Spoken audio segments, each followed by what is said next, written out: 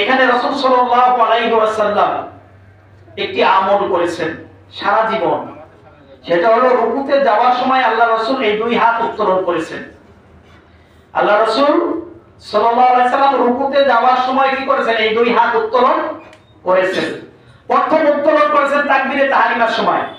তাকবীরে তাহরিমার সময় আমরা সবাই দুই হাত উত্তোলন করি না?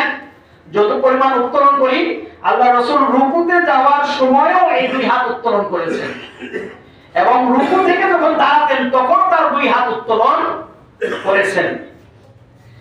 এবং রাসূল সাল্লাল্লাহু আলাইহি সাল্লামের যে চারজন খলিফা,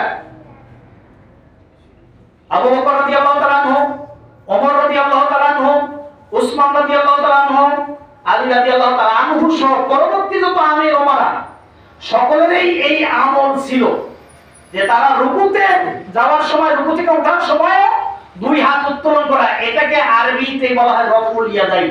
এটাকে কি বলে আরবিতে? রফউল ইয়াদাইন বলে। এবং এই ব্যাপারে প্রায় 25 জন সাহাবী থেকে 50 জন রাবী থেকে হাদিস বর্ণনা রয়েছে। মোট হাদিস সংখ্যা 400। কয়শো? 400। এজন্য সহিহুল বুখারীর নাম শুনছেন না? তিনি তো ইমাম বুখারী তার কিতাব রচনা করেছেন সহিহ হাদিস দিয়ে, সহিহুল বুখারী, কিন্তু উনি স্পেশাল একটা গ্রন্থ লিখেছেন জুজুল রফউল ইয়াদাইন। এই গ্রন্থটার নাম কি?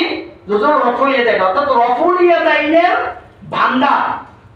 রফউল ইয়াদাইন করার ব্যাপারে উনি অনেকগুলো হাদিস এনেছেন, তার একটা আলাদা হাদিসের গ্রন্থই লিখেছেন জুজুল রফউল ইয়াদাইন ইমাম বুখারী রাহমাতুল্লাহ আলাইহি। তাহলে এই যে আমরা রুকুতে যাওয়ার সময়ও হাতটা তুলি এবং রুকু থেকে ওঠার পর হাতটা তুলি, এর কোনো ফজিলত আছে কি নাই বলেন? এর ফজিলত আছে। কেউ যদি না তুলে তার কি নামাজ নষ্ট হবে? নামাজ নষ্ট হবে না। কিন্তু এই রফউল ইয়াদাইন এগুলো হলো নামাজের সৌন্দর্য, এগুলো কি নামাজের সৌন্দর্য।